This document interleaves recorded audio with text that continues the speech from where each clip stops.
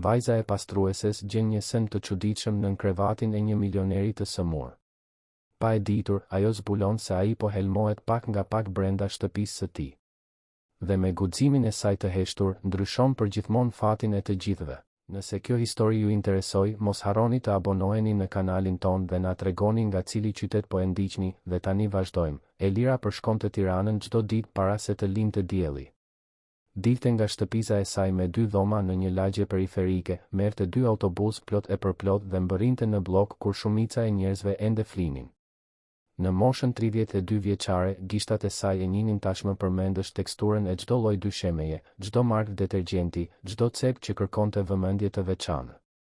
Kishte më shumë se 10 vjet që punonte si pastruese me ditë dhe në 6 muajt e fundit kishte gjetur punën më të paguar të jetës së saj. Pastronte vilën e Genc Malokut, një biznesmen i huaj që jetonte i vetëm në atë shtëpi gjigante, i rrethuar nga lambadar kristali, dysheme mermeri italian dhe një vetmi që i bënte jehon korridoreve të zbrazta. Problemi ishte Lira. Vajza e saj 5 vjeçare, me sy të mëdhenj e kureshtar, me flokë kaçurela të lidhura gjithmonë bisht lart, nuk kishte me këtë rrinte. Kopshti shtetëror kishte listë pritjeje, fqinja që e ndihmonte kishte gjetur punë, dhe Elira nuk mund të paguante dik për të kujdesur për vajzën. Kështu, 3 herë në javë, Lira vinte me të. Ulej në një cep të kuzhinës së pafunme, me lapsat me ngjyra dhe fletoret e vizatimit, e urtë, e qetë, duke i premtuar së ëmës se nuk do të bënte rëmuj, se nuk do të bezdiste askënd, se do të rinte e padukshme, ashtu siç duhej të ishin të dyja në atë botë që nuk ishte e tyre. Por fëmijët 5 vjeçar nuk mund të jenë të padukshëm për shumë gjallë. Lira vëzhgonte gjithçka me atë vëmendje që vetëm fëmijët e kanë, sikur bota të ishte një libër gjigant i shkruar në një gjuhë sekrete që vetëm ajo mund ta deshifronte. Vëzhgonte të ëmën duke fërkuar dyshemen në gjunjë, duke u marrë pluhurat mobiljeve antike, duke larë enë që kushtonin më shumë se rroga e saj e një muaji. Vëzhgonte edhe të zotin e shtëpisë, atë burr të gjatë, me sy të qelet dhe flokë të zinj, që ecte tepër ngadalë për dikë kaq të ri, i mbështetur në një bastun prej druri fisnik, duke i zvarritur këmbët nëpër korridor sikur çdo hap t'i kushtonte një copës nga energjia e tij. Genc Maloku ishte vetëm 37 vjeç, por dukej sikur mbante mbi supe peshën e një jete të tërë plot lodhje. Lira nuk e kuptonte mirë se çfarë ishte sëmundja, por e kuptonte trishtimin. Vija tek sytë e tij atë hijen që ndonjëherë shfaqej edhe tek sytë e nënës së saj kur mungonin parat për qiran, kur frigoriferi ishte pothuajse bosh, kur bota dukej tepër e rëndë. Vetëm se pronari i shtëpisë ku punonte ema jetonte në një pallat, kishte makina luksoze në garazh, njerëz që punonin për të, por prapse prap ishte i trishtuar. Ishte i zbeth. Ishte i dobët. Dhe ishte ajo gruaja. Ornela Koci shfaqej gjithmonë pas ditëve vonë, me një parfum aq të fortë sa Lira e ndjente nga larg, e veshur me rroba që shkëlqenin, këpucë me taka që bënin zhurmë mbi mermer, flokë të drejtë e biond që i binin mbi supe si një perde e ardhë. Ajo ishte e bukur, Lira nuk mund ta mohonte, por kishte diçka në sytë e saj që vajzës nuk i pëlqente. Diçka të ftohtë, të llogaritur, si mënyra se si e trajtonte Elirën, pa e parë mirë në sy, sikur pastruesja të ishte thjesht një mobilje tjetër në shtëpi. Thoshte mirëmëngjes pa buzëqeshur, kërkonte gjëra pa thënë të lutem, ankohej për detaje të parëndësishme me një zë të ëmbël që fshinte helm. Ornela ishte e fejuara e Gencit. Do të martoheshin pas 6 muajsh, sipas asaj që Elira kishte dëgjuar në një bisedë mes punonjësve. Por Lira, që kalonte orë të tëra ulur në atë cep duke vëzhguar, nuk i kishte parë kur të dy të putheshin vërtet, nuk e kishte parë kur Gencin të buzëqeshte kur ajo vinte. Shite vetëm se si ai tunte kokën i lodhur, ndërsa Ornela përkulej për t'i puthur faqen pa entuziazëm dhe menjëherë fillonte të fliste për letra që duheshin firmosur, mbledhje që duheshin bërë, vendime që nuk mund të prisnin më. Bashkë me Ornelën, shfaqej gjithmonë edhe Arben Dervishi, ortaku i besuar i Gencit, ose të paktën kështu e thërrisnin të gjithë. Arbeni ishte ndryshe, gjithmonë i qeshur, gjithmonë me një fjalë të mirë për të gjithë, i veshur pa të meta me kostume të qepura me porosi, me një orë që i shkëlqente në kyçin e dorës, me dhëmbë tepër të bardhë kur buzëqeshte. Lëvizte në përvil me një familiaritet që Lirës i duke i çuditshëm, duke hapur sirtar, duke shfletuar dokumente mbi tavolinën e zyrës, duke folur me zë të ulët me Ornelën kur mendonin se askush nuk po i shite. Por Lira shite gjithmonë. Shite buzëqeshjet e shpejta që ata shkëmbenin. Shite dorën e Arbenit që prekte lehtë krahun e Ornelës kur kalonin pranë njëri tjetrit. Shite si të dy heshnin kur Genci hynte në dhomë, si ndryshonin tonin e zërit, si I largonin trupat nga njëri tjetri në një valle të heshtur faji të maskuar. Vajza nuk dinte ta shpjegonte mirë atë që shihte, por I ruante ato imazhe në kujtesë, bashkë me vizatimet që bënte, bashkë me historikë që shpikte për veten ndërsa priste të ëmën të mbaronte punën. Një pasdite të enjte, ndërsa Elira pastronte banjën e katit të dytë, Lira u mërzit. Kishte vizatuar tashmë 3 princesha, 2 qen dhe një shtëpi me kopsht. Kishte luajtur duke numëruar llambadaret, duke ecur në majë të gishtave për të mos bërë zhurmë, duke imagjinuar se jetonte aty dhe kishte një dhomë vetëm për vete. Atëherë vendosi të luante ku ka fshehti e vetme, edhe pse nuk kishte kush ta kërkonte.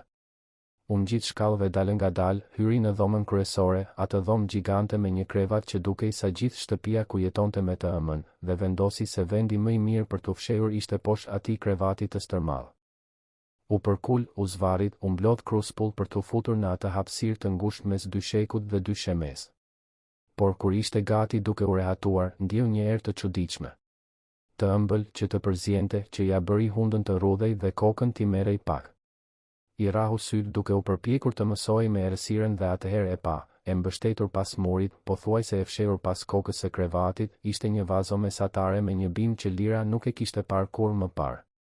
Nuk ishte si bimët në shtëpinë e fqinjes, as si lulet që mësuesja e kopshtit I tregonte në libra. Kjo bimë kishte gjethe të errëta, të trasha, mishtore, me një teksturë të çuditshme, gati ngjitse. Lira zgjati dorën e vogël, kureshtare, dhe preku lehtë një nga gjethet. Ndjesia e keqe ishte e menjëhershme. Një marramendje e shpejtë, një shije e keqe në gojë, një dëshirë e papritur për t'u larguar nga aty.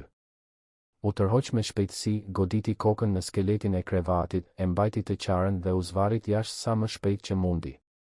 Kur u ngrit në këmbë, duke pastruar pluhurin nga fustani I vjetër, ende e kishte atë ndjesi të çuditshme.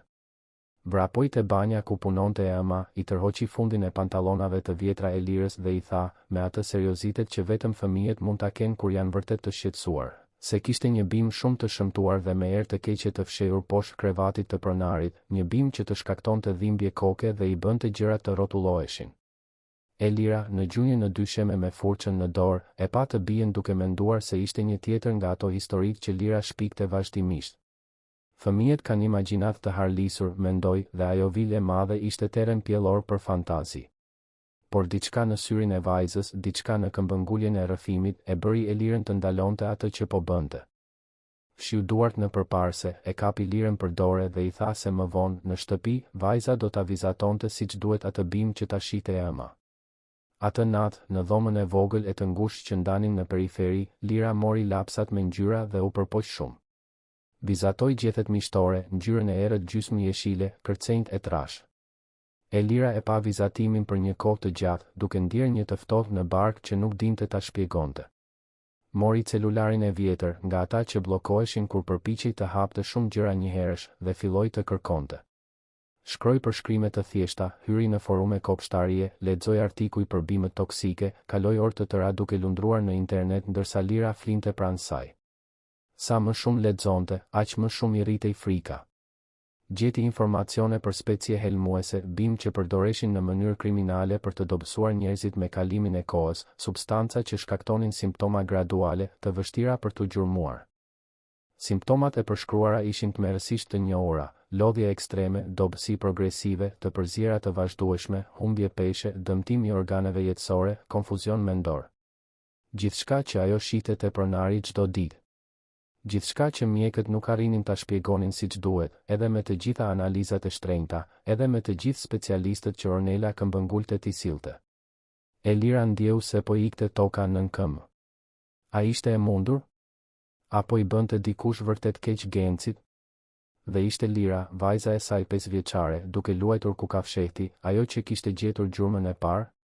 E kaloi natën pa gjumë, duke u rrotulluar sa në njërin krah në tjetrin, e përqafuar me të bien, duke menduar se çfarë të bënte, nëse duhej të thoshte diçka, nëse dikush do ta besonte atë, një pastruese të thjeshtë, duke akuzuar të fejuaren e pasur dhe ortakun e fuqishëm se po helmonin një njeri. Të nesërmen në mëngjes, u kthye në vilë me zemrën të shtrënguar. Lira erdhi me të, si gjithmonë, por Elira tani I shihte gjërat ndryshe. E shite Ornelën me sy tjetër, e shite Arbenin duke kërkuar shenja, e shite Gencin me një përzierje keqardhjeje dhe frike. Dhe filloi t'u kushtonte vëmendje gjërave që më parë i ignoronte, bisedave me zë të ulët, shikimeve që shkëmbenin, sasisë absurde të ilaçeve në komodinën e pronarit, shkuarjeve të shpeshta të Ornelës në dhomë me tabaka, çaji dhe lëngjesh, të shërbyra gjithmonë me atë buzëqeshje perfekte dhe false. Lira, po atë ditë, lëshoi pa dashje lodrën e saj të preferuar, një makinë të kuqe plastike që ishte tashmë pak e prishur. Makina u rrokullis nëpër korridorin e mermert, duke bërë një zhurmë të lehtë dhe ndaloi pikërisht para derës gjysmë të hapur të zyrës. Vajza shkoi ta merrte në majë të gishtave, por kur u afrua dëgjoi zëra. Ornela dhe Arbeni po bisedonin brenda, me ton të ulët por të tensionuar. Lira qëndroi pa lëvizur, e mbështetur pas murit, duke mbajtur frymën pa e ditur mirë pse. Dëgjoi Ornelën të fliste për kohën e duhur, për letrat që Genci duhej të firmoste para dasmës, për mënyrën se si ai duhej të ishte mjaftueshëm i kthjellët për të mos dyshuar, por mjaftueshëm i pështjelluar për të mos bërë pyetje. Dëgjoi Arbenin të qeshte, atë të qeshur që deri atëherë dukej miqësore, por që në atë kontekst tingëllonte mizore, duke thënë se pronari u besonte verbërisht njerëzve të gabuar, se ishte patetike mënyra se si ai besonte se ata ishin aty për dashuri dhe besnikëri.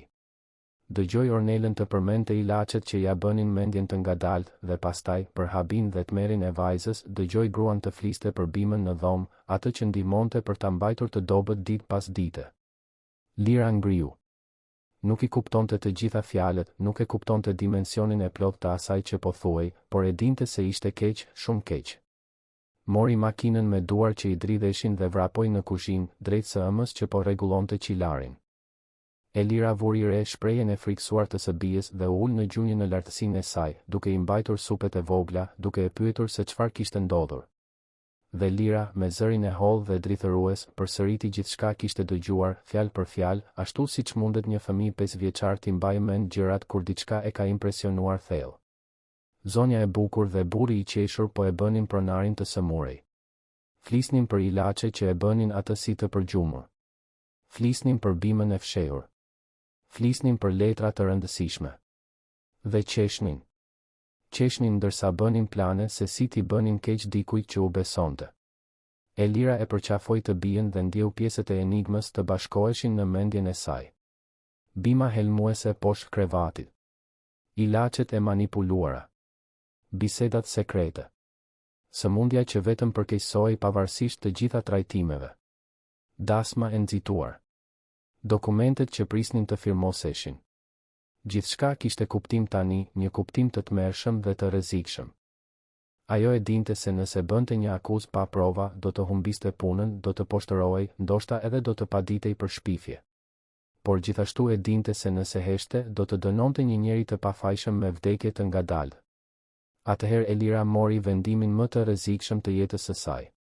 Pa Lirën, atë vajzë të vogël trime që kishte zbuluar gjithçka pa dashje, dhe i tha se të dyja do të bënin diçka shumë të rëndësishme bashk, por që duhej të ishte sekret, sekreti më i madh që kishin mbajtur ndonjëherë. Lira tundi kokën, serioze, duke kuptuar se ema ishte ndryshe, më e vendosur, por edhe më e frikësuar.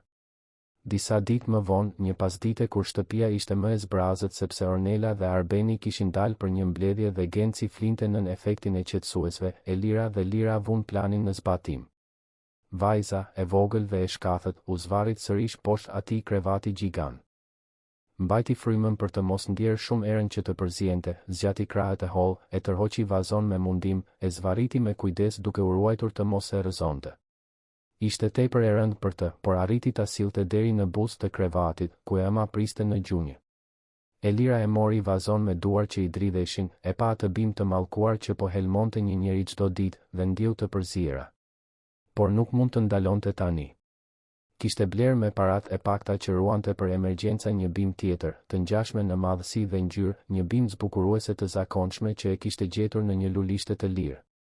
I ndërroi vazot me shpejtësi, e vendosi bimën e padëmshme në të njëjtin vend, të fshehur mirë pas kokës së krevatit, dhe u largua nga aty duke mbajtur bimën helmuese të mbështjellë në një qese plastike të zezë. Më vonë, në një teren të braktisur larg andej, Elira e varrosi atë bim thellë në tokën e thatë, e mbuloi me gur dhe mbeturina, dhe u lut që të mos i bënte më keq askujt. U kthye në shtëpi e raskapitur, e përqafoi Lirën dhe qanë bashk pa e kuptuar mirë nëse ishte nga frika, nga lehtësimi apo nga shpresa. Ditët në vijim ishin një pritje plot ankth. Elira vazhdoi të punonte normalisht, duke pastruar shtëpinë, duke përgatitur ushqim, duke ushtirur sikur asgjë nuk kishte ndryshuar. Por vëzhgonte. Vëzhgonte Gencin që zgjoi pak më pak i lodhur. Vëzhgonte ngjyrën që po i kthehej ngadalë në fytyrë. Vëzhgonte hapat që po i bëheshin pak më të sigurt, zërin pak më të qartë, shikimin më pak të turbull. Dhe vëzhgonte gjithashtu Ornelën dhe Arbenin që e vinin re ndryshimin, duke shkëmbyer shikime të shqetësuara, duke përshpëritur më nervoz në përqoshe. Ishte një mëngjes të hënë kur Genci zbriti për mëngjes i vetëm, pa ndihmë, duke mbajtur bastonin, por pa pasur nevojë të mbështetej aq shumë tek ai. U ul në tavolinë dhe kërkoi kafe të fortë, bukë me gjalp, fruta. Hëngri me një oreks që nuk e kishte pasur prej muajsh. Punonjësit pan njëri tjetrin me shpresë, por Elira pa atë që të tjerët nuk e pan, pa Ornelën që zbriste shkallët pak më vonë, me një buzëqeshje të tensionuar, duke mbajtur tabakan e ilaçeve të mëngjesit, dhe pa që disa kapsula ishin ndryshe nga zakonisht, më të mëdha, me ngjyrë tjetër. Pa Arbenin që mbërriti me një herë pas, më herët se zakonisht, duke pyetur se si ndihej Genci me një shqetësim fals në shikim. Nëse Bima nuk ishte më aty, nëse helmi i ngadalë dhe gradual ishte hequr, dikush kishte vendosur të shtonte dozën në një mënyrë tjetër. Në vet ilaçet që Genci i merrte me përpikëri çdo ditë, duke besuar se ishin të përshkruara nga mjekët, të përgatitura me kujdes, të destinuara për ta shëruar, kur në të vërtetë po e vrisnin pak nga pak. Elira e dinte se heqja e Bimës kishte qenë vetëm hapi i parë. Betejë e vërtet ende nuk kishte filluar dhe ajo dhe Lira ishin rrezikshmërisht të vetme në këtë luftë të heshtur kundër dy kundërshtarëve të fuqishëm, pa skrupuj, të gatshëm për gjithçka për të arritur atë që donin. Dhe ajo që ata donin ishte pasuria e Genc Malokut, edhe nëse për këtë duhej të shkatëronin plotësisht njeriun që fshihej pas parave. Lira ishte vetëm një fëmijë, por kishte diçka që të rriturit shpesh e humbasin me kohën, aftësinë për të parë atë që fshihet para syve të gjithëve. Ndërsa Elira vazhdonte punën e saj në vil, duke pastruar, duke rregulluar, duke ushtirur sikur gjithçka ishte normale, vajza u shndërrua në një spiune të vogël pa e kuptuar as vetë. Rinte ulur në cepin e kuzhinës me vizatimet e saj, por veshët i kapnin biseda, syt i ndiqnin lëvizjet, kujtesa i ruante detaje që do t'ia tregonte së ëmës më vonë kur të ishin vetëm rrugës për në shtëpi, brenda atyre autobusëve plot e përplot që mbanin djers dhe lodhje. Ishte Lira ajo që vuri re se Ornela filloi të bëhej më nervoze, duke brejtur thonjtë e saj perfekt kur mendonte se askush nuk e shihte, duke folur në telefon me zë të ulët dhe të tensionuar, duke dal nga vila me nxitim disa herë pa dhënë shpjegime. Ishte Lira ajo që pa Arbenin duke kontrolluar me obsesion komodinën e Gencit, duke lëvizur shishet e ilaçeve me një shprehje të shqetësuar, sikur diçka të mos po shkonte sipas planit. Dhe ishte Lira ajo që vuri re se pronari, ditë pas dite, duke i pak më mirë, pak më i fortë, pak më i pranishëm. Genci filloi të bënte pyetje. Pyetje të thjeshta në fillim, për çështje të kompanisë që më parë i pranonte pa i vënë në dyshim, për dokumente që Arbeni i sillte për të firmosur, për vendime që Ornela këmbëngulte të merreshin me urgjencë. Për herë të parë pas muajsh, kishte diçka në sytë e tij që i ngjante dyshimit, një shkëndijë e vogël, por në rritje e kthjelltësisë që po i kthehej pak nga pak. Dhe kjo kthjelltësi i friksonte dy komplotistët më shumë se çdo gjë tjetër. Elira e dinte se kishin pak kohë. Nëse Genci vazhdonte të përmirësohej, përfundimisht do ta zbulonte të vërtetën vetë ose do të bënte analiza që do të zbulonin helmimin. Por nëse Ornela dhe Arbeni kuptonin se dikush kishte ndërhyrë, do të rrisnin dozën, do të ndryshonin strategjinë dhe ndoshta këtë herë nuk do të kishte kthim prapa. Pastruesja kishte nevojë për prova konkrete, diçka për te fjalës së një fëmije 5 vjeçar dhe dyshimeve të një punonjëseje të varfër. Kishte nevojë për dëshmi që askush nuk mund t'i mohonte. Ishte një pasdite të mërkur, kur Genci kishte dalë për një vizitë mjekësore i shoqëruar vetëm nga shoferi i tij, që Elira pati një mundësi të rrezikshme. Ornela dhe Arbeni ishin mbyllur në zyrë prej më shumë se një ore dhe punonjësit e tjerë e kishin ditë pushimi. Shtëpia ishte çuditërisht e zbrazët, e heshtur, me vetëm atë dhe Lirën aty. Vajza e pa të ëmën dhe vuri re atë vendosmëri të rrezikshme në shikimin e Elirës, të njëjtën që kishte parë ditën kur kishin ndërruar Bimën. Elira mori celularin e vjetër që e mbante në xhepin e përparses dhe ia dha Lirës. E mësoi vajzën me një përzierje durimi dhe urgjence si të shtypte butonin e kuq për të regjistruar video. I shpjegoi se nëse shihte zonjën e bukur dhe burrin e qeshur duke biseduar vetëm, duhej të përpiqej t'i regjistronte pa e kuptuar ata, edhe pa kuptuar se çfarë po thoshin. Lira tundi kokën, serioze, duke e mbajtur atë aparat sikur të ishte një thesar i çmuar, një armë sekrete kundër keqbërësve të historisë që po jetonte. Nuk vonoi shumë. Ornela dhe Arbeni dolën nga zyra duke diskutuar me zë të ulët por të acaruar. Lira, që po vizatonte në korridor, ndjeu zemrën t'i rrite më shpejt. I pa të dy të hynin në bibliotekë, një dhomë më e vogël që ndodhej në anë të shtëpisë, dhe ta linin derën gjysmë të hapur. Vajza u ngrit ngadalë, duke mbajtur celularin me të dyja duart e vogla, u afrua në heshtje si një kotele, shtypi butonin e kuq siç e kishte mësuar e ama dhe e mbështeti aparatin në të çarën e derës. Nga ana tjetër, Arbeni ecte sa andej këtej, nervoz. Ornela ishte ulur në koltukun prej lëkure, me duart që shtrëngonin krahët e mobiljes, me zërin plot zhgënjim të përmbajtur. Vajza nuk i shite fytyrat, por celulari kapte çdo fjalë me një qartësi të frikshme. Ornela ankoi se pa bimën Genci kishte reaguar shumë shpejt, se përmirësimi i tij po ndodhte me një ritëm të rrezikshëm, se së shpejti ai do të ishte mjaftueshëm i fortë për të dyshuar vërtet. Arbeni ishte dakord, duke thënë se duhej të vepronin me më shumë intensitet, se kishin investuar shumë kohë dhe para në atë plan për ta lënë t'u shpëtonte tani. Përmendën një mjek dik që ishte në anën e tyre, që mund të përshkruante doza më të forta ilaçesh pa ngjallur dyshime. Folën për ta bërë Gencin të firmoste një prokur të gjerë para se të ishte tepër vonë, për ta përshpejtuar dasmën nëse ishte e nevojshme, për të siguruar që kur ai të kuptonte diçka, të ishte tashmë vonë. Dhe pastaj Arbeni lëshoi një të qeshur të ulët dashakeqe, duke thënë se i gjori Genc ishte patetik, duke besuar se ishte i rrethuar nga njerëz që kujdeseshin për të, kur në të vërtetë të gjithë prisnin vetëm që pasuria e tij të ndahej. Ornela qeshi gjithashtu, një tingull i ftohtë dhe i llogaritur, dhe tha se brenda pak javësh gjithçka do të ishte zgjidhur, se askush nuk do ta merrte vesh kurrë se çfarë kishte ndodhur në të vërtetë, se ata do të kishin gjithçka që meritonin dhe Genc Maloku do të ishte vetëm një kujtim i trishtë. Lira ndjeu një ny në fyt, dëshirë për të qarë, por vazhdoi të qëndronte aty palvizur, duke mbajtur atë celular kundër derës, duke regjistruar çdo sekond të atij rrëfimi mizor. Kur dëgjoi hapa që po afroheshin, e futi aparatin me shpejtësi në xhepin e fustanit dhe vrapoi përsëri në cepin e saj. Mori lapsat me ngjyra me duar që i dridheshin dhe u shtir sikur po vizatonte kur Ornela dhe Arbeni kaluan pranë saj pa e parë fare, siç bënin gjithmonë, sikur ajo të ishte tepër e padukshme për të pasur rëndësi. Atë natë, në dhomën e vogël e të ngushtë të periferisë, Elira dhe Lira e pan videon bashkë. Imazhi ishte i dridhur, i errët, por audio ishte perfekte. Çdo fjalë, çdo e qeshur, çdo plan dashakeq i regjistruar me qartësi kristali. Elira ndjeu lotët t'i rridhnin në përfaqe ndërsa përqafonte të bien, krenare dhe e tmerruar në të njëjtën kohë. Kishin një provë tani, një provë të vërtetë, por ende nuk mjaftonte. Kishin nevojë për më shumë. Në ditët në vijim, Elira filloi të vëzhgonte gjithçka me sy hetuesi. Buri i re se mjeku privat i Gencit, Dr. Ferdinand Marku, e vizitonte shtëpinë gjithmonë në oraret kur Ornela ishte e pranishme, se të dy bisedonin gjatë me dyrë të mbyllura, se recetat ndryshonin me një frekuencë të dyshimshme. Buri i re gjithashtu se Arbeni kishte akses të pakufizuar në zyrën e Gencit, lëvizte dokumente kur pronari ishte i shpërqendruar, fotografonte letra me celular kur mendonte se askush nuk e shite. Por dikush shite. Lira shite gjithçka. Vajza, e nxitur nga ema por duke vepruar me guximin e saj, vazhdoi vëzhgimin e heshtur. Shënonte orare, numëronte sa tableta i jepte Ornela Gencit, vizatonte vendosjen e shisheve në komodinë që ema të kontrollonte nëse ndonjë kishte ndryshuar. Krijuan një kod mes tyre, nëse Lira vizatonte një re të zezë, do të thoshte se kishte parë ose dëgjuar diçka të rëndësishme. Dhe retë e zeza shfaqeshin me frekuencë gjithnjë e më të madhe.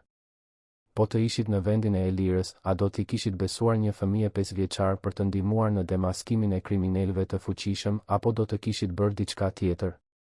Na tregoni në komente.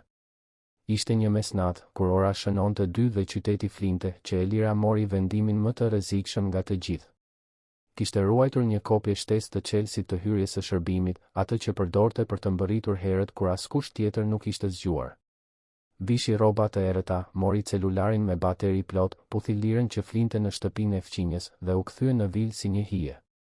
Shtëpia ishte në heshtje, vetëm dritat e sigurisë së kopshtit krijonin hije të gjata në korridore. Elira njihte çdo kërcitje të asaj dyshemeje, çdo derë që bënte zhurmë, çdo vend ku mund të fshihej nëse dikush shfaqej. Shkoi drejtë në zyrë, ku Lira kishte parë Arbenin të ruante dosje të trasha në një sirtar specifik. E mbylli derën nga brenda, ndezi elektrikun e celularit në dritën më të dobët dhe filloi të fotografonte. Dokumente për transferta financiare të dyshimta. Emaile të printuara që diskutonin blerjen e specieve të caktuara bimore nga një furnitor i huaj. Shënime dore për dozat, efektet anësore, kohën e parashikuar. Kontrata martese me klauzola që i jepnin Ornelës akses të menjëhershëm në të gjitha llogaritë e Gencit në rast të çdo paaftësie. Udhëzime nga Dërmarku se si të manipuloheshin recetat mjekësore pa ngjallur dyshime në farmaci. Ishte një arsenal i plot provash, çdo foto më inkriminuese se tjetra. Elira ishte te sirtari i tretë kur dëgjoi hapa në korridor. Zemra i ndaloi. Fiku elektrikun, u struk poshtë tavolinës së madhe, duke mbajtur frymën. Dikush provoi derën, rrotulloi dorezën, por ishte e mbyllur nga brenda. Dëgjoi Arbenin nga ana tjetër, duke mërmëritur diçka se ishte i sigurt që e kishte lënë hapur, duke folur në celular me dik për të rritur dozën dhe për të mos humbur kontrollin e situatës. Qëndroi aty e fshehur, duke numëruar sekondat që dukeshin si orë, derisa hapat u larguan dhe heshtja u kthye. Kur më në fund arriti të dilte nga aty, duke u dridhur dhe e djersitur, kishte 10 foto në celular. Vrapoi drejt hyrjes së shërbimit, mbylli gjithçka përsëri siç ishte dhe mori frymë lirisht vetëm kur ishte 2 bloqe larg, e fshehur në hijen e një peme, duke dërguar të gjitha fotot në një email që e kishte krijuar posaçërisht për këtë, si rezervë në rast se diçka i ndodhte celularit. U kthye në shtëpi kur qielli filloi të zbardhte, mori lirën që flinte e qetë në krahët e fqinjes dhe ushtri e përqafuar me të bien, e raskapitur por me një ndjenjë të çuditshme fitoreje. Kishin prova tani. Prova të vërteta, konkrete, që askush nuk mund t'i mohonte. Por gjithashtu kishin diçka të rrezikshme në duar, diçka që nëse zbulohej do t'u vinte jetën në rrezik. Ornela dhe Arbeni, në ditët që pasuan, filluan të vepronin me një mizori në rritje. E kuptonin se diçka po u apriste planet, se Genci përmirësohej kur duhej të përkeqësohej, se kontrolli që kishin mbi situatën po u shpëtonte nga duar. Dhe kur njerëzit e dëshpëruar ndjejnë se po humbasin pushtetin, bëhen të rrezikshëm. Ishte një të premte, ditë pagese për punonjësit, kur erdhi goditja. Elira po mbaronte së pastruari dhomën e ngrënies kur e thirrën në sallonin kryesor. Zemra ju shtrëngua kur pa se kush ishte aty, Ornela, Arbeni, 2 roje private që nuk i kishte parë kur më parë, dhe Genci, i ulur në një koltuk, i zbet dhe i hutuar. Arbeni, me atë buzëqeshjen që Elira tani e shihte për atë që ishte në të vërtetë, një maskë e ftohtë mbi qëllime mizore, mbante një kuti të vogël kadifeje blu. E hapi ngadalë, duke zbuluar një karficë me diamante që me siguri kushtonte më shumë se sa do të fitonte Elira në 10 vjet punë.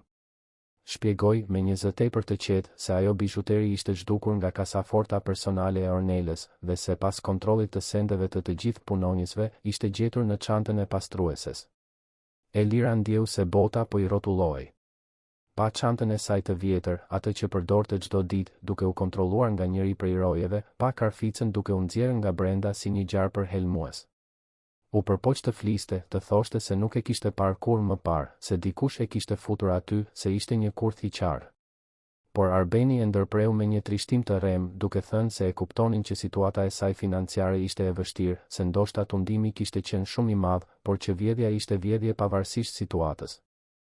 Ornela, e ulur pranë Gencit, i mbante dorën me një ngushëllim të rrem, duke thënë se sa e dhimbshme ishte të zbuloje se dikush të cilit i besonin e kishte tradhtuar këtë besim, se si njerëzit e ulët gjithmonë e tregonin fytyrën e tyre të vërtet herët avon. Rojet bën një hap përpara, sikur do ta shoqëronin Elirën jashtë, ndoshta në polici. Atëherë një zë i vogël, por i prer i bëri jehon sallonin. Lira kishte hyrë pa e vënë re askush, ende me uniformën e kopshtit, me çantën e vogël të shpinës, me sytë që i shkëlqenin jo nga frika, por nga një zemërim i pastër. Eci deri në mes të sallonit, kaloi pranë Arbenit pa e parë, ndaloi para Gencit dhe tha, me atë ndershmëri brutale që vetëm fëmijët e zotërojnë, se nëna e saj nuk do të vinte kur asgjë nga askush, se ishin ata, zonja e bukur dhe burri gënjeshtar, ata që ishin hajdutët e vërtetë. Arbeni u përpoq të qeshte, të thoshte se ishte vetëm një fëmijë i hutuar që nuk e kuptonte seriozitetin e situatës. Por Lira nuk ndaloi. Tha se ata I kishin vënë helm në dhomë për ta bërë pronarin të sëmurej, se I kishte dëgjuar të dy duke planifikuar gjithçka, se I kishte regjistruar kur flisnin për të marrë të gjitha paratë. Ornela u zbe, Genci u ngrit ngadalë nga koltuku, rojet pa njëri tjetrin pa ditur se çfarë të bënin. Dhe atëherë Lira nxori nga çanta e saj celularin e SM-s, atë aparat të vjetër e të gërvishtur, shtypi butonin play me gishtat e vegjël dhe e mbushi sallonin me zërat e Ornelës dhe Arbenit, të regjistruar ditë më parë në bibliotekë, duke rrëfyer gjithçka, duke planifikuar gjithçka, duke qeshur me naivitetin e Gencit dhe lehtësinë për ta helmuar pa lënë gjurmë. Heshtja që pasoi ishte e dendur, e rëndë, e thyer vetëm nga frymëmarrja e rënduar e Gencit, I cili u mbajt pas krahut të koltukut për të mos rënë. Ornela u përpoq të fliste, të thoshte se ishte gënjeshtër, se ishte manipulim audio, por zëri I doli I dridhur, fajtor, duke e denoncuar çdo fjalë si të vërtetë. Arbeni mbeti I palvishëm, buzëqeshja më në fund ju zhduk nga fytyra, duke zbuluar fytyrën e vërtet pas maskës, të ftohtë dhe llogaritse. Genci, me duar që I dridheshin, mori celularin nga duart e Lirës, kërkoi ta dëgjonte përsëri dhe dëgjoi çdo fjalë sikur të ishin goditje thike. Dëgjoj gruan me të cilën do të martohej duke planifikuar shkatërimin e tij. Dëgjoj burrin që e quante mik duke qeshur me naivitetin e tij. Dëgjoj të dy duke festuar se si do të merrnin pasurinë e tij, ndërsa ai do të shuhej ngadalë, pa e ditur as vetë se po vritej nga njerëzit tek të cilët besonte më shumë. Kur audio mbaroi, Genci pa e Lirën dhe për herë të parë që kur ishte sëmurur, sytë e tij ishin plotësisht të kthjellët, duke shkëlqyer jo nga ethet por nga një kuptim I dhimbshëm. Pyeti me zë të ngjirur nga emocioni se prej sa kohësh e dinin. E Lira, duke mbajtur Lirën pranë vetes, I tregoi gjithçka. Bimën helmuese që kishte gjetur e bija. Kërkimet që kishte bërë. Shkëmbimin e rrezikshëm. Bisedat që Lira kishte dëgjuar.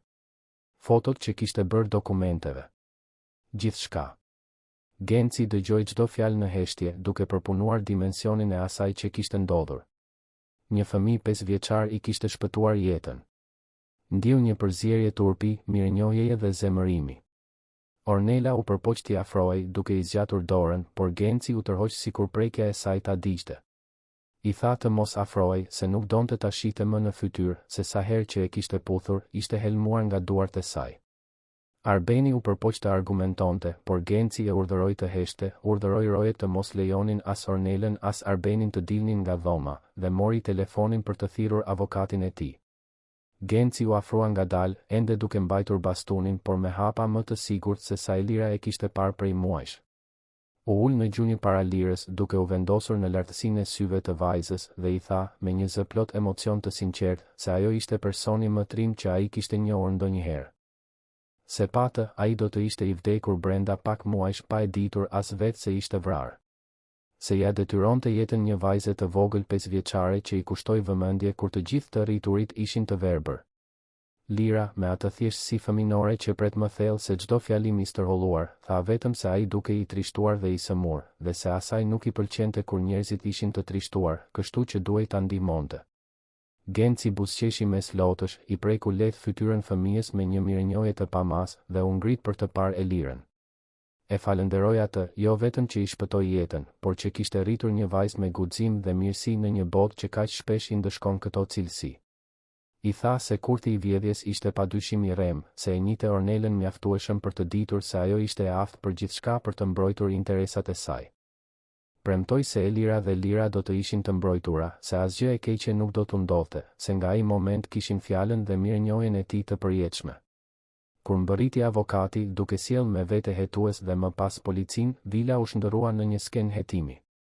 Fotot që e Lira kishte bërë dhe audio e regjistruar nga Lira u ekspertuan dhe u konfirmuan si autentike. Hetuesit gjetën mbetje të bimës toksike në dhomën e Gencit. Dyre Ferdinand Marku, përballë provave, filloi të rrëfehej. Pranoi se ishte paguar për të manipuluar recetat dhe për të përshkruar ilaçe që do ta dobësonin Gencin gradualisht. Ornela dhe Arbeni u arrestuan. Avokatët e tyre u përpoqën t'i zhvlerësonin provat, por dëshmitë ishin tepër të forta.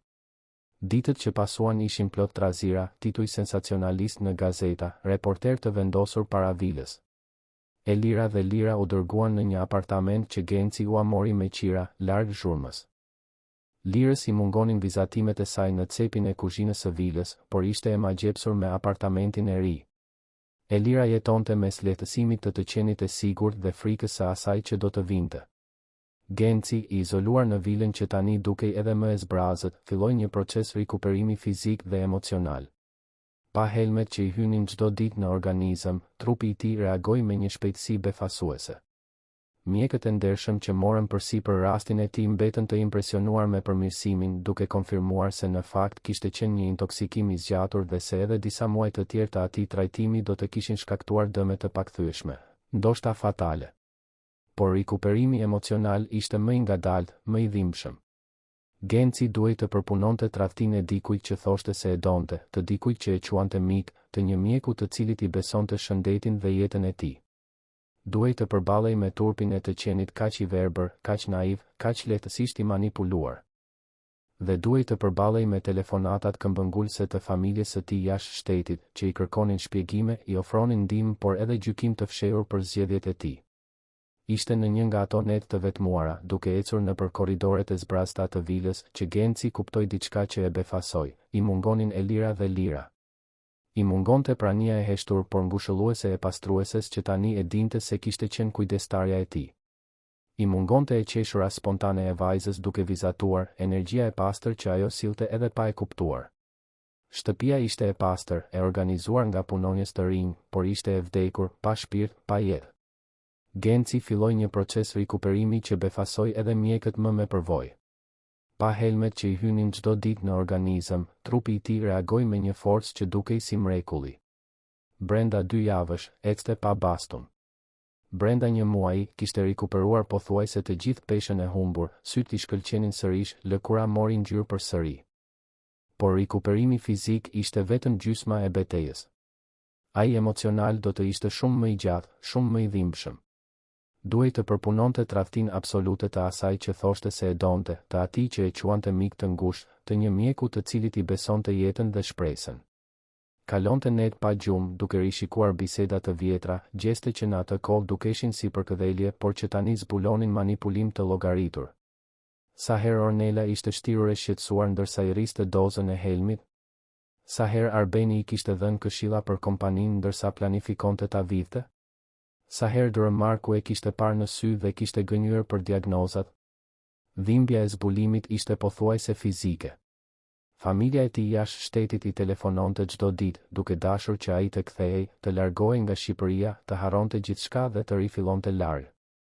Por Genci nuk donte të ikte. Donte drejtësi. Donte t'i shihte Ornelën dhe Arbenin të paguanin për atë që kishin bërë. Dhe më shumë se kaq, ndjente diçka që nuk dinte ta shpjegonte mirë, i mungonin Elira dhe Lira. Ishte e çuditshme të ndjeje mungesën e dy personave që deri pak kohë më parë ishin thjesht punonjëse të padukshme në rutinën e shtëpisë. Por tani, duke ecur i vetëm nëpër korridoret e zbrazta të asaj vile gjigante, kuptonte se mungonte diçka thelbësore. Mungonte e qeshura spontane e Lirës duke vizatuar në kuzhinë. Mungonte prania e heshtur por ngushëlluese e Elirës duke punuar, ajo grua që kishte rrezikuar gjithçka, përfshirë sigurinë e saj dhe të së bijës, për t'i shpëtuar jetën. Vendosi t'i vizitonte. Mori makinën personalisht, diçka që nuk e bënte prej shumë kohësh, dhe shkoi deri te apartamenti që ua kishte marrë me qira. Trokiti në derë me zemrën që i rrite shpejt pa e ditur saktësisht pse. Kur Elira hapi derën, ende me përparse sepse po gatuante, të dy u pan në heshtje për disa sekonda që u dukën si një përjetësi. Kishte kaq shumë gjëra që Genci donte të thoshte, por fjalët i ngecnin. Donte të falenderonte, por asnjë falënderim nuk duke i mjaftueshëm. Donte të kërkonte falje që ajo kishte kaluar në përgjith atë, por faljet dukeshin boshe përballë guximit që ajo kishte treguar. Ishte Lira ajo që e theu heshtjen, duke vrapuar për t'i përqafuar këmbët, duke e pyetur nëse ishte më mirë, nëse nuk ishte më i sëmur, nëse bima e keqe ishte larguar për gjithmonë. Genci e mori vajzën në krah dhe ndjeu një emocion të çuditshëm, pothuajse atëror, diçka që nuk e kishte përjetuar kurrë më parë. I tha se ishte shumë më mirë, fal saj, fal guximit të saj. Lira buzëqeshi me atë mënyrën e pastër që vetëm fëmijët munden, pa pritur asgjë në këmbim, e lumtur vetëm që kishte ndihmuar dik në nevojë. Lira i ofroi kafe në atë mënyrën e thjesht, pa ceremoni, që ishte kaq ndryshe nga gjithçka me të cilën Genci ishte mësuar. U ulën në tavolinën e vogël të kuzhinës, ai në një apartament modest ndërsa zotëronte një vilë gjigante dhe biseduan. Biseduan vërtet, pa maska, pa pretendime. Lira i tregoi për jetën në periferi, për vështirësitë e rritjes së lirës vetëm, për ëndrat që i kishte ruajtur në fund të zemrës sepse dukeshin tepër të pamundura. Genci i tregoi për vetminë e të pasurit para por pa pasur askënd të vërtet pranë, për presionin e familjes, për mënyrën se si ishte mashtruar jo një por disa herë nga njerëz që donin vetëm pasurinë e tij. Vizitat u bën të shpeshta. Genci shfaqej në apartament me libra për lirën, pastaj me bojra dhe kavalet kur zbuloi se ajo adhuronte të vizatonte. Sillte përbërës të veçantë kur Lira përmendte se donte të gatuante një pjatë ndryshe. Qëndronte për darkë, i ulur në atë tavolinë të vogël, duke ngrënë ushqim shtëpie që shijonte më mirë se çdo pjatë gustatore që kishte provuar në restorante të shtrenjta. Dhe qeshte. Po qeshte përsëri, diçka që nuk e bënte prej kaq shumë kohësh sa kishte harruar sa mirë ishte. Lira filloi ta thërriste me emër Genc, me atë intimitet që vetëm fëmijët kanë guxim ta kenë. I kërkonte ta ndihmonte me vizatimet, t'i tregonte histori nga vendi ku kishte lindur, t'i mësonte fjalë në një gjuhë tjetër. Dhe ai zbulonte, i befasuar, se i adhuronte ato momente të thjeshta, atë rutinë të zakonshme që nuk e kishte përjetuar kur më parë. Me Lirën, marrëdhënia ishte më komplekse. Kishte mirënjohje, po, të pamas. Por kishte edhe diçka më shumë, diçka që rritej ngadalë, si një bimë që më në fund gjendjell pas shumë kohe në hije. Ai admironte forcën e saj, dinjitetin me të cilin mbante vështirësitë e jetës, mënyrën se si kishte rritur një vajzë kaq të mrekullueshme edhe me kaq pak. Dhe ajo, nga ana e saj, filloi të shite përtej pronarit të pasur, përtej biznesmenit të suksesshëm, dhe gjeti një njeri të vetmuar, të lënduar, që kërkonte lidhje të vërtet në një botë plot falsite. Por realiteti gjithmonë e kërkon çmimin e tij. Familja e Gencit intensifikoi presionin. Telefonatat u kthyen në kërcënime të fshehura për të prerë lidhjet nëse ai nuk kthehej, nëse nuk e ndalonte atë çmenduri të përfshirjes me një pastruese shqiptare dhe vajzën e saj. Thoshin se ai po ngatëronte mirënjohjen me afeksionin, se ishte i prekshëm pas gjithë asaj që kishte kaluar, se duhej të kthehej në shtëpi dhe të rikuperohej plotësisht para se të merrte ndonjë vendim për të ardhmen. Genci reagoi me një vendosmëri që i befasoi të gjithë, përfshirë edhe veten. Tha se për herë të parë në jetë po bënte zgjedhje të bazuara në atë që donte vërtet, jo në atë që pritej prej tij. Se Lira dhe Lira kishin bërë më shumë për të në disa muaj se sa e gjithë familja në vite. Se nuk do t'i braktiste dy personat që fjalë për fjalë i shpëtuan jetën sepse disa të afërm e konsideronin të papërshtatshme. Biseda përfundoi keq, me ultimatume nga njëra anë dhe vendime të prera nga tjetra. Kur e mbylli telefonin, Genci u ndje çuditërisht i lehtë, sikur të kishte hequr një peshë që e mbante prej vitesh.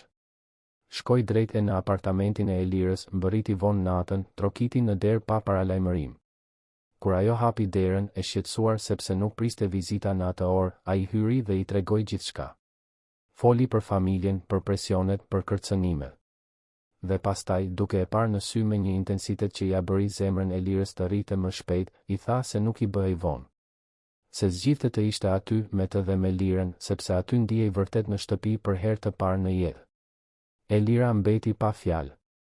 Një pjesë e saj donte të besonte, donte t'ia lejonte vetes të ndjente atë që po ndjente, atë tërheqje në rritje, atë afeksion të thellë. Por një pjesë tjetër, pjesa praktike që kishte mësuar të mbijetonte në ashpërsinë e jetës, i bërtiste se botë kaq të ndryshme nuk përzihen, se histori të tilla nuk kanë fund të lumtur, se përfundimisht ai do të kthehej në vendin e tij dhe ajo do të mbetej me zemër të thyrë. U përpoq t'ia shpjegonte këtë, por Genci e ndërpreu.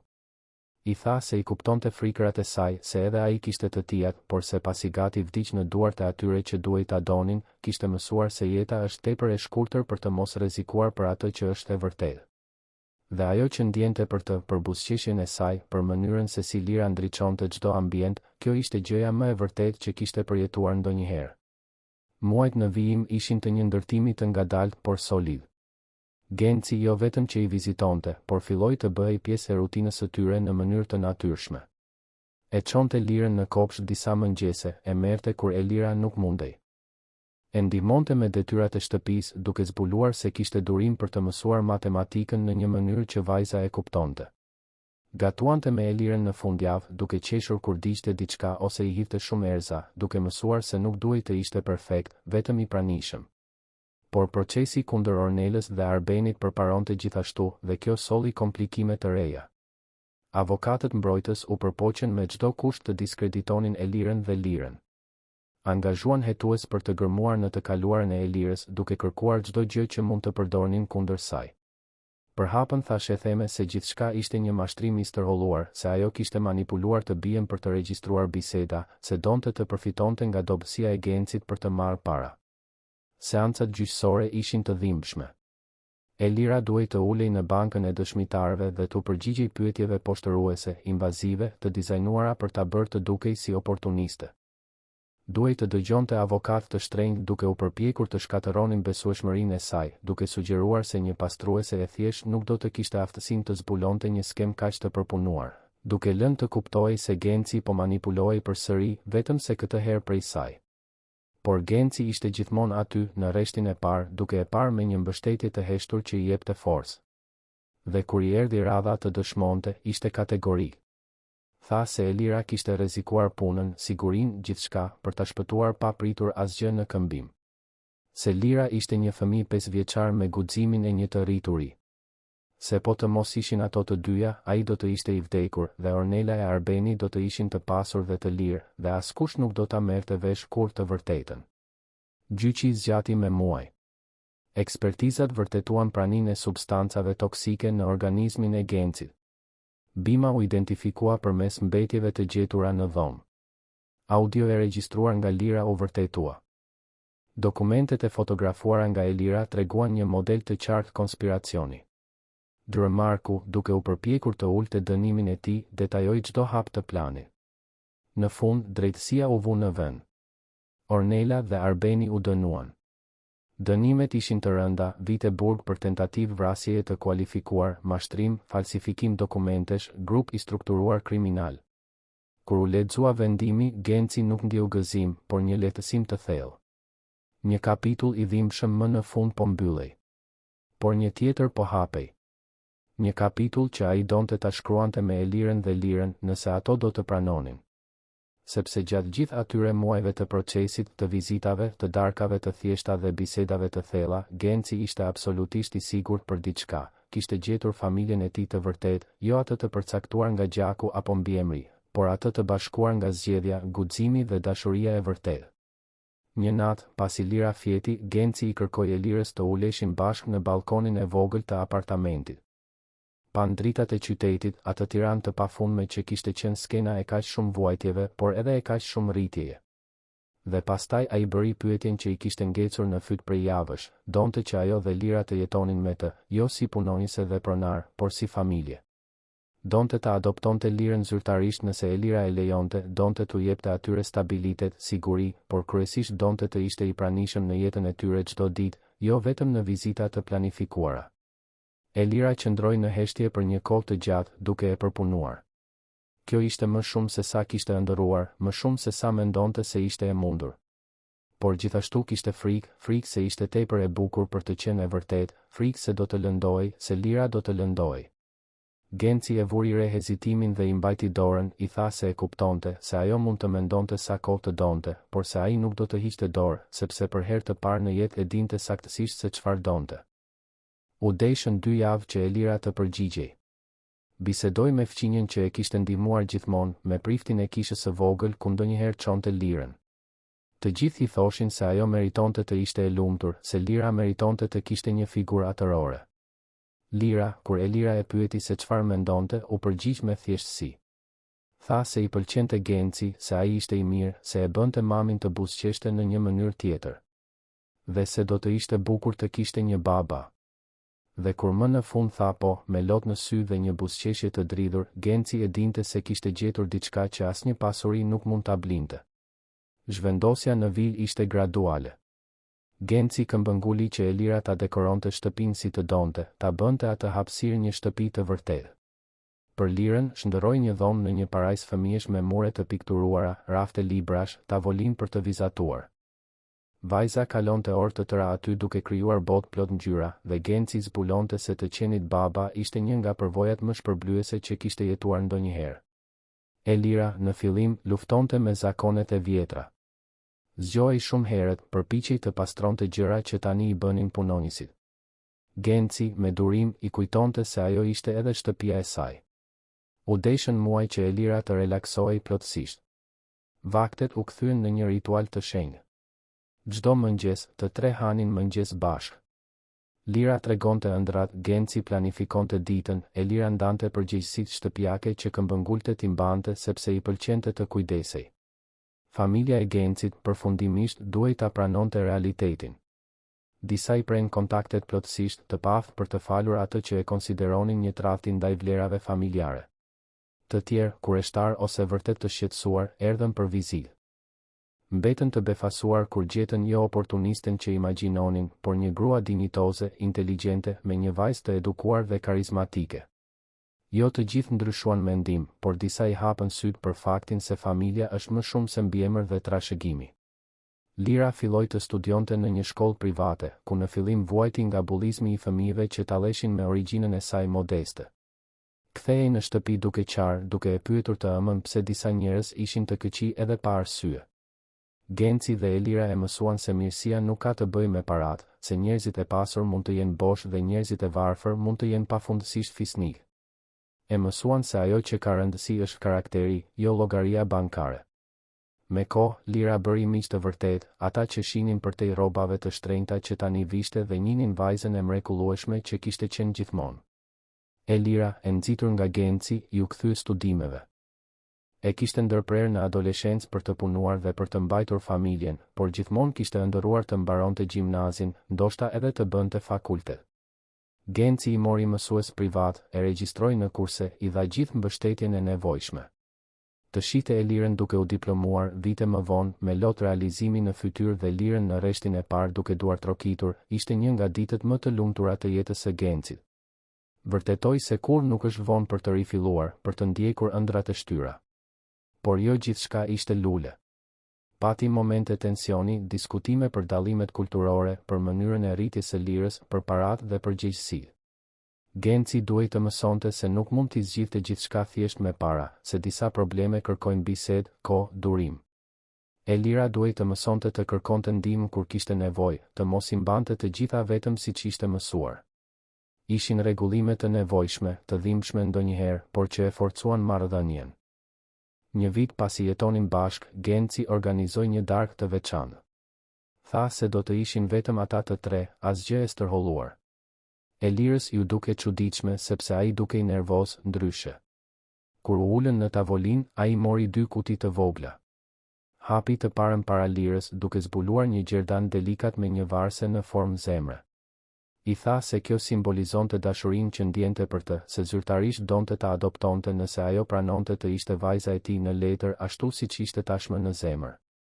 Lira u hodh nga karrigia dhe ju hodh në krah, duke thënë po 1000 herë se donte shumë të kishte mbiemrin e tij, se donte që të gjithë ta dinin se ai ishte babai i saj. Genci e mbajti vajzën fort, duke ndier një emocion kaq të fortë sa mezi merrte frym. Ajo fëmijë 5 vjeçar që e shpëtoi tani ishte zyrtarisht vajza e tij, dhe ai do të ishte baba për gjithmonë, i pranishëm në çdo fazë të jetës së saj. Pastaj hapi kutinë e dytë, këtë herë para Elirës. Brenda, një unas e thjesht por e bukur, pa egzagjerime, pikërisht në stilin e saj. Genci u ul në gjunja aty, në kuzhinën ku kishin ndodhur kaq shumë biseda të rëndësishme, dhe i kërkoi Elirës të martohej me të. I tha se ajo ja kishte transformuar jetën, se duke e shpëtuar fizikisht i kishte shpëtuar edhe shpirtin, se donte t'i kalonte të gjitha ditët e mbetura pranë saj, duke ndërtuar një familje të bazuar në dashuri të vërtetë, jo në leverdi apo interes. Elira qau, atë të qartë çliruese të dikujt që më në fund lejon që vitet e vështirësive të shkrihen në lumturi të pastër. Tha po mes lotësh e të qeshurash, dhe Genci i vuri unazën në gisht me duar që i dridheshin nga emocioni. Lira duar trokiti, duke bërtitur se tani do të ishin familje e vërtet, se do të kishte baba e mama dhe do të jetonin të lumtur për gjithmonë si në përralla. Dasma ishte ndryshe nga gjithçka që Genci kishte planifikuar me Ornelën. Asnjë event gjigant, listë e pafundme të ftuarish të rëndësishëm, ceremoni formale në kishë luksoze. U martuan një të shtunë në mëngjes në një kishë të vogël të periferisë, të njëjtën ku Elira çonte lirën të dielave. Ftuar kishin vetëm njerëz që vërtet kishin rëndësi, fqinjet që e kishin ndihmuar Elirën në kohë të vështira, punonjësit besnik që qëndruan gjatë krizës, pak miq të vërtet të Gencit që i mbështetën zgjedhjet e tij, disa familjarë që arritën të shihnin përtej paragjykimeve. Lira hyri si shoqëruese e nuses, e veshur me një fustan bojqielli të çelët që e kishte ndihmuar vetë ta zgjidhte, duke mbajtur unazat në një jastëk të vogël sateni. Elira vishte një fustan të bardhë të thjeshtë, pa egzagjerime, me lule natyrale në flok, më e bukur se çdo nuse reviste që Genci kishte parë ndonjëherë. Kur shkëmbyen betimet, premtuan jo vetëm dashuri të përjetshme, por prani të vazhdueshme, të vërtet gjithmonë partneritet real. Premtuan të ndërtonin bashk, të binin e të ngriheshin bashk, të ishin familje në kuptimin më të thellë të fjalës. Festa u bën në një sallë komunitare të lagjes ku Elira ishte rritur. Zgar, muzikë shqiptare, njerëz që kërcenin, fëmijë që vraponin, gëzim i vërtet pa artificialitet. Genci, i mësuar me evente të sofistikuara dhe të mërzitshme, zbuloi se ajo ishte festa më autentike që kishte përjetuar ndonjëherë. Kërceu me gruan, pastaj me të bien, pastaj me fqinjen që ishte kujdesur për lirën, me ish mësuesen e vajzës, me të gjithë ata që donin. Hëngri tortë shtëpie, piu birë të ftohtë, qeshi derisa i dhimbte barku. Atë natë, kur më në fund mbetën vetëm në dhomën e vilës që tani ishte vërtet një shtëpi, Genci e falenderoi Elirën edhe një herë. E falenderoi që kishte pasur guximin t'i besonte një fëmijë 5 vjeçar, të rrezikonte gjithçka, të përballej me njerëz të fuqishëm. E falenderoi që i kishte dhënë një shans të dytë jo vetëm për të jetuar, por për të jetuar mirë, i rrethuar nga dashuri e vërtetë. Elira buzëqeshi dhe tha se ishte Lira ajo që pa e para, që pati guximin e fëmijës që të rriturit e humbasin. Se i gjithë merita ishte e vajzës së mrekullueshme që ata arritën tani bashkë. Vitet në vijim ishin të një transformimi të thellë për të gjithë. Genci, që më parë jetonte vetëm për punën, mësoi të balanconte kompaninë dhe familjen. Delegoi më shumë përgjegjësi, punsoi njerëz të besuar vërtet këtë herë dhe i rezervoi fundjavat e plota për të qenë me Elirën dhe Lirën. Zbuloi se suksesi profesional pa dik për ta ndarë ishte bosh, por se çdo arritje fitonte kuptim kur mund t'ia tregonte gruas dhe së bijes në darkë. Lira arritej shumë shpejt për shijen e tyre. Vajza e turpshme që vizatonte në cepin e kuzhinës u shndërrua në një paraadoleshente të sigurt, inteligjente, me opinione të veta dhe guxim të trashëguar nga ema. Vazhdonte ta donte artin, tani jo vetëm duke vizatuar, por duke pikturuar tablo që Genci i kornizonte me krenari dhe i varte në përgjithë shtëpinë. Por gjithashtu interesoi për shkencat, për drejtësinë sociale, për të bërë një ndryshim në botë. Një pasdite, tashmë 10 vjeçe, Lira erdhi nga shkolla me një propozim. Donte të përdorte një pjesë të parave të xhepit për të ndihmuar fëmijët në një situatë të ngjashme me atë që ajo dhe ema kishin jetuar. Nuk donte vetëm të dhuronte para, donte të krijonte diçka që vërtet ndryshonte jetë. Genci dhe Elira pan njëri tjetrin, krenar për atë vajzë që edhe pse kishte gjithçka tani nuk harronte se nga vinte. Kështu lindi projekti që do të ndryshonte gjithçka përsëri. Elira gjithmonë kishte ëndërruar t'ia kthente fatin që kishin pasur, të ndihmonte gratë të tjera që luftonin vetëm për të rritur fëmijët, që përshkonin qytetin me autobus plot për punë që mezi paguanin qiran. Me mbështetjen e Gencit dhe frymëzimin e Lirës, filloi të strukturonte diçka më të madhe se një projekt i thjesht social. Fillimisht ishte një hapësirë e vogël në periferi, e marrë me qira me burime vetjake. Ofronin kurse profesionale për gratë, nga informatika bazë deri te menaxhimi i bizneseve të vogla. Kishin gjithashtu mbështetje psikologjike, sepse Elira e dinte se varfëria lëndon jo vetëm xhepin por edhe shpirtin, se këto gra kishin nevojë të rindërtonin vetvlerësimin para së gjithash. Dhe kishte një hapësirë për fëmijët, ku ata qëndronin të sigurt ndërsa nënat studionin, me mësues që mësonin por kryesisht luanin, sepse një fëmijë duhet të jetë fëmijë pavarësisht situatës financiare. Lira ishte një prani e vazhdueshme aty. Pas shkollës, në vend që të rinte në vilë me dado ose në klube ekskluzive, kërkonte të shkonte në projekt. Ndihmonte fëmijët më të vegjël me detyrat e shtëpisë, u tregonte histori, u mësonte të vizatonin. kishte një lidhje të veçantë me ta, ndoshta sepse njihte në historitë e tyre fragmente të historisë së saj. Dhe gratë e adhuronin, jo sepse ishte vajza e njerëzve të pasur, por sepse ishte e sinqertë, sepse i trajtonte me respekt, sepse kur nuk e bënte askënd të ndiej inferior. Projekti u arrit. Nga një hapësirë e vogël në një shtëpi më të madhe. Pastaj 2 shtëpi. Brenda 5 vitesh, kishin 4 qendra të shpërndara nëpër periferinë e Tiranës, duke u shërbyer qindra grave dhe fëmijëve. Arritën partneritete me kompani që ofronin praktika të paguara për gratë e diplomuara. Pan gra që mbërrinin pa shpresë të dilnin të punësuara, të sigurta, disa madje duke hapur bizneset e tyre. Por më e bukura ishin historitë. Historia e Joanës që erdhi në projekt në moshën 40 vjeçare pa prekur kur një kompjuter dhe sot punon si asistente administrative në një multinacionale. Historia e Marcelës që mësoi të bënte ëmbëlsira dhe sot ka një pastiçeri të vogël por të suksesshme që mban 3 fëmijë me dinjitet. Historia e Rozës që ka përcjell një marrëdhënie abuzive, bëri terapi në projekt, mbaroi gjimnazin dhe sot studion për infermieri. Çdo histori ishte një jetë e transformuar, një familje me një të ardhme më të mirë. Genci financonte gjithçka, por Elira administronte me dorë të hekur dhe zemër të hapur. Nuk donte asistencializëm që krijon varësi, donte mjete që gjeneronin autonomi. U mësonte grave jo vetëm profesione, por edhe të vlerësonin veten, të kërkonin të drejtat, të mos pranonin thërrime kur meritonin bukën e plodh. Shpesh Genci e dëgjonte Elirën duke dhënë leksione aty dhe emocionohej me transformimin e saj. Pastruesja e turpshme që ai kishte njohur tani ishte një lidere, një zë i fuqishëm, një frymëzim. Kur Lira mbushi 12 vjeç mes festimeve të ditëlindjes, ajo bëri një kërkesë ndryshe. Nuk donte festë të madhe, udhëtim ndërkombëtar apo dhuratë të shtrenjtë. Donte që historia e saj dhe e së ëmës të tregojë, të ndahej për të frymëzuar njerëz të tjerë.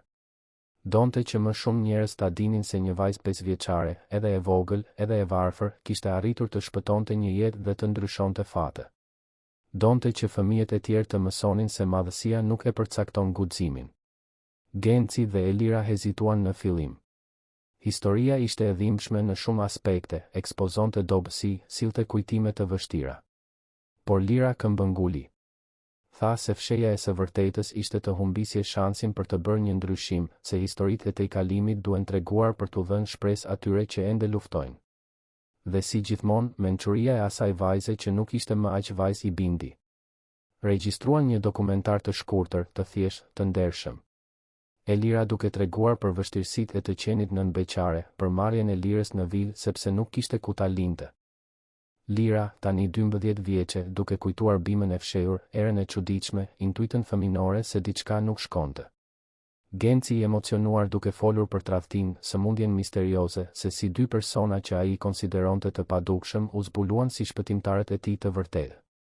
Treguan gjithashtu projektin social, gratë që kishin transformuar jetët e tyre, fëmijët që tani kishin shanse reale për një të ardhme më të mirë. Lidhja ishte e qartë, ashtu si Lira dhe Elira shpëtuan Gencin, tani të 3 bashkë shpëtonin qindra familje të tjera. Cikli i mirësisë shumë fishoi, çdo jetë e prekur prekte të tjera, duke krijuar valë transformimi që përhapeshin shumë përtej asaj që mund të mapnin. Dokumentari u bë viral përtej çdo pritshmërie. Miliona shikime, reportazhe në gazeta dhe televizione, ftesa për leksione ndërkombëtare. Por më mbresëlënëse ishin mesazhet që mbërrinin çdo ditë. Nëna beqare që thoshin se historia u dha forcë për të vazhduar. Fëmijë që shkruanin se tani besonin se mund të bënin një ndryshim edhe pse ishin të vegjël. Njerëz që ishin shpëtuar nga detajet të vogla që gati i kishin injoruar, të frymëzuar nga Lira për t'u besuar instinkteve të tyre. Mbërritën edhe donacione. Nga njerëz të thjeshtë që dërgonin 1000 lekë sepse aq mundnin. Nga biznesmen të prekur që ofronin shuma të mëdha. Nga vullnetarë që donin të ndihmonin me kohë dhe talent. Projekti social duhej të punësonte koordinator, të hapte qendra në qytete të tjera, të krijonte partneritete me universitete për të hulumtuar ndikimin social. Elira e gjeti veten duke udhëhequr diçka shumë më të madhe se sa kishte imagjinuar, por kur nuk e humbi fokusin. Çdo numër në statistika ishte një person, çdo person meritonte dinjitet dhe një shans real. Genci, duke parë gruan e tij të shkëlqente në atë qëllim, kuptoi se ajo kishte gjetur thirrjen e saj të vërtetë. Nuk bëhej fjalë më për të mbijetuar, por për të transformuar. Dhe ai që më parë e maste suksesin vetëm me fitim dhe rritje biznesi, tani e maste edhe me jetë të ndryshuara, me buzëqeshje të fituara, me të ardhme të rindërtuara. Riorientoj një pjesë të bizneseve drejt investimeve sociale, krijoi fonde për projekte të ngjashme në të gjithë vendin, përdori pasurinë që gati i kushtoi jetën për të bërë një ndryshim të vërtetë. Lira, duke ndjekur gjithë këtë, piqej me vlera të forta. Kishte akses në privilegje që shumica e fëmijëve shqiptar nuk do t'i kishin kurrë, por kur nuk harronte se nga vinte. Në esekt e shkollës shkruante për pabarazinë sociale. Në debate mbronte të drejtat e punëtorëve. Në fundjavë ishte në projekt, jo duke përmbushur një detyrim, por duke jetuar një qëllim. Kur mbushi 15 vjeç, Lira njoftoi se donte të studionte për drejtësi. Jo për të mbrojtur kompani apo për të fituar shumë para, por për të ndihmuar njerëz si Ema, gra që shfrytëzoheshin, që u shkeleshin të drejtat, që kishin nevojë për një zë. Donte të ishte avokatja që ajo dhe Elira nuk mund ta paguanin kur u akuzuan padrejtësisht për vjedhje. Donte të siguronte që askush tjetër të mos kalonte nëpër atë pa një mbrojtje të duhur. Genci ofroi të paguante fakultetin më të mirë, por Lira, me atë vendosmëri që e trashëgoi nga Elira, tha se donte të studionte në universitet publik. Donte të provonte se arsimi cilësor nuk duhet të kushtoj një pasuri, se të varfrit mund dhe duhet të zënë të gjitha hapësirat. Studioi me një disiplinë mbresëlënëse, doli e para në provimet e maturës dhe hyri në Fakultetin e Drejtësisë të Universitetit të Tiranës me një krenari të pamas dhe një përulësi edhe më të madhe. Vitet e fakultetit ishin të një rritjeje të thellë personale. Lira bëri praktik në projektin social që drejtonte Ema, duke ofruar këshillim ligjor falas. Ndihmoi gra të divorcoheshin nga burrat abuziv, të merrnin pension për fëmijët, të denonconin pronarë që nuk paguanin siç duhet. Çdo rast ishte një betejë e fituar, çdo fitore e vogël pjesë e një lufte më të madhe kundër padrejtësisë sistemike. Elira dhe Genci e vëzhgonin me atë përzierje krenarie dhe nostalgjie që ndjejnë prindërit kur fëmijët rriten dhe fluturojnë me krahët e tyre. Vajza e vogël që vizatonte në cepin e kuzhinës tani argumentonte në gjykata, citonte jurisprudencë, mbronte të drejta me elokuencë dhe pasion. Por vazhdonte të ishte Lira, e njëjta që përqafonte fort, që bënte shaka pa krip, që të dielave këmbëngulte të gatuante për ta edhe pse digjte gjysmën e pjatave.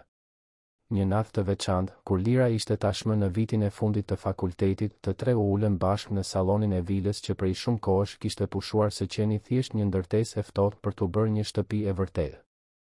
Genci, tani me flokë të thinjur por me shëndet perfekt, mbante dorën e Elirës, e cila në të 40-at e saj ishte më e bukur se kur, jo për shkak të moshës, por për shkak të dritës që rrezatonte nga dikush që jeton me një qëllim. Lira, në moshën 23 vjeçare, u ul mes tyre siç bënte që fëmijë. Biseduan për udhëtimin që kishin bërë bashkë. Që nga ajo pasdite e largët kur një vajzë 5 vjeçare gjeti një bimë të çuditshme poshtë një krevati. Që nga guximi i Elirës për t'i besuar së bijës dhe për të vepruar edhe pa qenë e sigurt. Që nga rikuperimi i Gencit dhe zgjedhja për të ndërtuar një familje të bazuar në dashuri të vërtetë, jo në leverdi sociale. Që nga projekti social që filloi i vogël dhe tani ndryshonte mira jetë. Genci rrëfeu se ndonjëherë zgjohej në mes të natës dhe ende nuk e besonte se gjithë kjo ishte e vërtetë. Se ai, që ishte helmuar nga njerëzit tek të cilët besonte më shumë, ishte shpëtuar nga ata që njihte më pak. Se jeta i kishte dhënë jo vetëm një shans të dytë, por një jetë krejtësisht të re, më të mirë, më kuptimplodh. Elira qeshi me atë mënyrën e saj të këndshme, tha se edhe ajo ndonjëherë pickonte krahun e saj për t'u siguruar se nuk po ndëronte, se vajza që fshinte dyshemën e vilës tani ishte zonja e saj dhe e shumë më tepër. Lira i përqafoi, i falenderoi për gjithçka që kishin bërë për të, por edhe për gjithçka që ajo kishte mësuar prej tyre për guximin, këmbënguljen, mirësinë, drejtësinë. Tha se historia e tyre të treve ishte prova e gjallë se familja nuk ka të bëjë me gjakun, por me zgjedhjen. Se dashuria e vërtet nuk njeh dallim klase sociale. Se një fëmijë i vogël mund ta ndryshojë botën nëse të rriturit përreth kanë guximin të dëgjojnë. Kur Lira u diplomua, ceremonia ishte emocionuese. Elira qau nga krenaria duke parë të bien të merrte diplomën, duke kujtuar kohën kur mezi arrinte t'i paguante materialet bazë shkollore. Genci duar trokiti në këmbë, duke menduar se si ajo vajzë kureshtare që e shpëtoi tani ishte e pajisur për të shpëtuar shumë të tjerë. Dhe Lira, kur mori diplomën, ua dedikoi 2 personave në audiencë që i kishin treguar se mrekullit ekzistojnë kur guximi takon dashurinë. Hapi një zyrë avokatje të fokusuar në të drejtat e punës dhe mbrojtjen e grave viktima të dhunës në familje. U merrte pagesë klientëve që mund të paguanin për të subvencionuar shërbimet falas për ata që nuk mundnin. Brenda 5 vitesh, zyra e saj kishte ndihmuar mijëra njerëz me një ekip avokatësh të rinj dhe idealistë që ndanin të njëjtin vizion për drejtësi sociale. Projekti i Elirës vazhdonte të rritej, tani në 10 qarqe të Shqipërisë, me njohje ndërkombëtare, çmime nga organizata të drejtave të njerëzit, partneritete me universitete anemban botës që studionin modelin e saj të fuqizimit të grave. Por Elira kur nuk e humbi thelbin, vazhdonte të vizitonte çdo qendër, të bisedonte me çdo grua, duke kujtuar se nga vinte për të mos harruar kurrë se ku duhej të arrinin. Genci, tashmë në të 60-tat, ja kaloi administrimin e kompanisë njerëzve të besuar dhe ju përkushtua plotësisht investimeve sociale. Krijoi një fond të përhershëm që garantonte qëndrueshmërinë e projektit edhe pasi ai dhe Elira të mos ishin më. Financonte bursa studimi për mijëra të rinj nga periferia. Ndërtoi biblioteka komunitare, qendra kulturore, hapësira ku fëmijët siç kishte qenë Lira mund të ëndërronin përtej kufizimeve të imponuara nga varfëria. Një pasdite të diel, tashmë të moshuar por të lumtur, Genci dhe Elira pritën Lirën dhe nipërit e mbesat në shtëpi. Po, Lira ishte martuar me një avokat të ri që e kishte njohur duke mbrojtur të njëjtën kauzë në një seancë gjyqësore dhe kishin 2 fëmijë të bukur që i thërrisnin Gencit dhe Elirës gjysh dhe gjyshe me atë dashuri të sinqertë që ka përcen brezat. Fëmijët vraponin në për të njëjtat korridore ku Lira kishte luajtur, vizatonin në të njëjtën kuzhinë, por tani me histori të ndryshme, me një të ardhme të hapur, me mundësi të pafundme. Ndërsa nipërit e mbesat luanin, Lira u tregoi prindërve librin që kishte shkruar. Titulloi Vajza që shpëtoi një jetë, duke treguar historinë e plot, nga bima helmuese deri te projekti social, gjithçka e detajuar për të frymëzuar brezat e rinj. Do të shpërndahej falas në shkollat publike, i financuar nga fondacioni që Genci kishte krijuar, me qëllim që t'u mësonte fëmijëve se ata kanë fuqi, rëndësi. Elira e shfletoi librin me lot në sy, duke parë historinë e saj, historinë e së bijës, të transformuar në mësime guximi dhe shprese. Genci i mbajti dorën siç bënte gjithmonë, ai gjesti thjesht që nënkuptonte partneritet, bashkëpunim, dashuri që ka përceu të gjitha barrierat sociale për të lulëzuar e vërtet dhe e qëndrueshme. Lira i pa dhe tha se mësimi më i madh që kishin mësuar bashk ishte i thjesht por revolucionar, se mirësia ekziston kudo, ndonjëherë aty ku e presim më pak. Se një pastruese e varfër mund të ketë më shumë fisnikëri se çdo aristokrat. Se një fëmijë i vogël mund të ketë më shumë mençuri se shumë të rritur. Se dashuria e vërtet ndërton ura mbi humnera që duken të pakapërcyeshme. Dhe se të shpëtosh një jetë, qoftë nga helmimi fjalë për fjalë apo nga varfëria dhe dëshpërimi, është qëllimi më fisnik që çdo qenie njerëzore mund të ketë. Në atë moment, të ulur bashkë në balkon duke parë diellin të perëndonte mbi Tiranë, atë qytet të madh që kishte qenë skena e kaq shumë vuajtjeve dhe kaq shumë shpengimi, të tre kuptuan se kishin jetuar një histori të rrallë. Një histori ku e mira mundi të keqen, ku guximi mundi frikën, ku dashuria mundi interesin. Një histori që filloi me një bim të fshehur dhe përfundoi me mijëra jetë të transformuara. Dhe ndërsa nipërit e mbesat luanin në sfond duke qeshur me atë mënyrën e pastër dhe të lumtur që vetëm fëmijët munden, Genci e falenderoi edhe një herë atë vajzë 5 vjeçare që i kushtoi vëmendje kur të gjithë e injoronin, që pati guxim kur të tjerët do të heshnin, që shpëtoi jo vetëm një jetë, por krijoi një trashëgimi transformimi që do të vazhdonte shumë përtej tyre. Të dashur dëgjues, shpresojmë që historia e Lirës dhe Gencit t'ju ketë prekur zemrën.